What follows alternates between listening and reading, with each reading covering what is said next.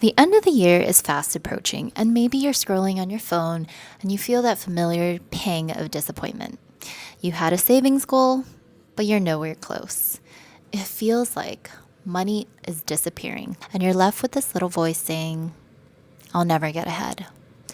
The idea of saving $10,000 feels completely out of reach, like something for a different person with a different life. But what if I told you that saving $10,000 is possible and it isn't about willpower? It's about a few simple psychological tricks. As a former CPA and now a life and mindset coach, I've seen exactly how we get in our own way. We fall into traps designed to make us spend. But today, we're not just going to learn how to save. We're going to learn how to outsmart our own brains. This is about changing your mindset so your money actually starts working for you. Let's talk about the number one emotional trap that drains our money. The I deserve this trap. We've all been there. You have a stressful day at work, you get into an argument, or you just feel blah. And you tell yourself, I've been working so hard. I deserve it. Or I deserve that new dress. Or I deserve to not cook today. Let's DoorDash. The immediate pleasure of that purchase feels good, but the regret comes later at a bigger cost than just money. If you know what I'm talking about, hit that like and subscribe button. So your solution is what I call the future you. Instead of focusing on what you're giving up today, let's focus on what you're gaining in the future. Every time you're about to make an emotional purchase, ask yourself, is this purchase worth my future financial freedom? Is this outfit worth my peace of mind when I have an emergency fund? This simple mental shift trains your brain to value your long-term goals more than your short-term desires. I have this joke that when I really want to buy something useless, like clothes or a designer bag, something I know there's no financial gain to, I have to tell myself I'd be better off buying a stock in whatever it is. And to illustrate my point, I'll share a money mistake my husband and I made maybe about 15 years ago. So my husband was messing around on Robinhood and accidentally bought $1,000 worth of Costco stock. And back then we were so poor. You know, he was in grad school, I was working, and we just had our first baby, and we freaked out. So he sold it and got our money back. Looking back now, that was a poor choice to sell it and get our money back. Had we actually just kept that investment, if we held it for 10 years, the stock would have been worth around $7,700. And if we held it for 20 years, it would be around $14,400. That $1,000 can disappear so fast today. Shopping, a quick weekend getaway, 3 trips to Costco. But if you had actually invested that money, it could have slowly multiplied without you doing a thing. So remember, the money you spend today is not only gone forever, but it's also taking away from any possible future financial comfort, like I could have had in the Costco stock. The second silent savings killer is the keeping up with the Joneses trap.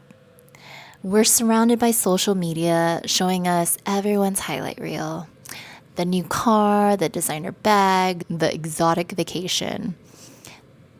This creates a powerful emotional desire to prove our worth through our stuff. Essentially, we are buying things not for ourselves, but for others. So the solution is what I call the internal worth check. The key here is to realize that your value is not tied to your possessions. When you want to buy something, ask yourself, why am I buying this? If the answer is to impress someone, to prove something, or to fill an emotional void, then that's a red flag and you should probably stop. The quickest way to increase your savings isn't necessarily by earning more. It's about learning to appreciate what you do have. When you start to realize you have everything you actually need, you start to want less because you are no longer seeking that external validation.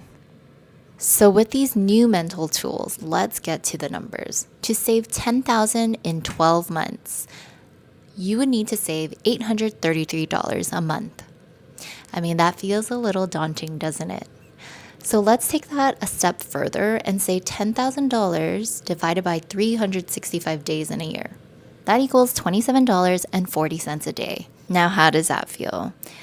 Sadly, with inflation, $27.40 a day could just be not eating out for breakfast, lunch, and skipping a $7 latte. When I break it down to $27 a day, doesn't that feel much lighter and almost embarrassingly too easy if you don't do it? It's as if you were training for a half marathon and someone told you to start running 3 miles a day. I don't know about you, but I wouldn't even bother changing into my workout clothes because there is just too much resistance in my brain. But if someone told me, all you have to do is get dressed and meet me at the park. We're going to walk 3 times around the park.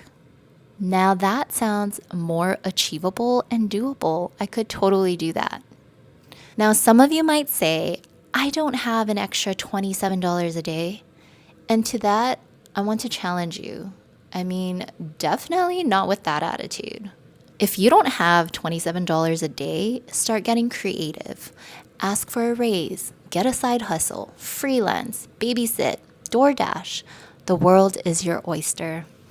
There are so many options. Just pick one and do it. But here, I'm going to tell you the secret to the really easy, lazy way to do this. It's called automate your savings.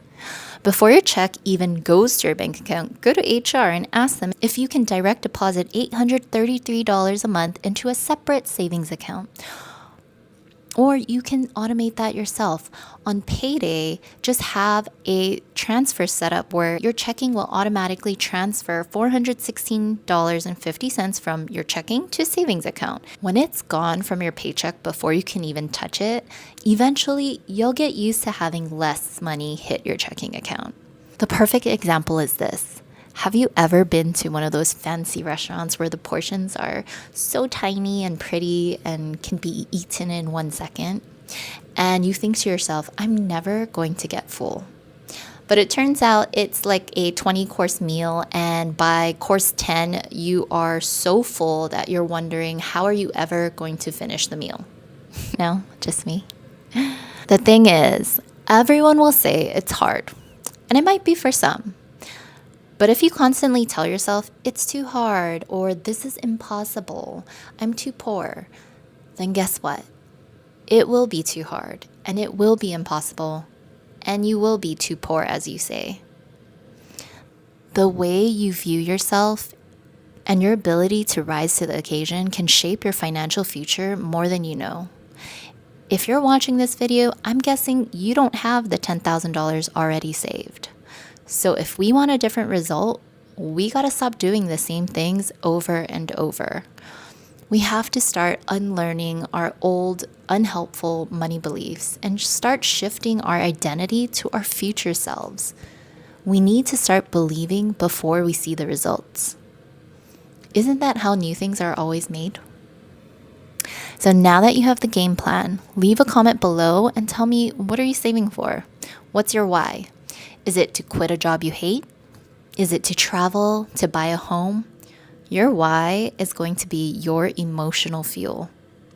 And if you want to learn the specific frugal habits that I learned from my immigrant parents, the ones that gave me the foundation to save, then watch this next video right here.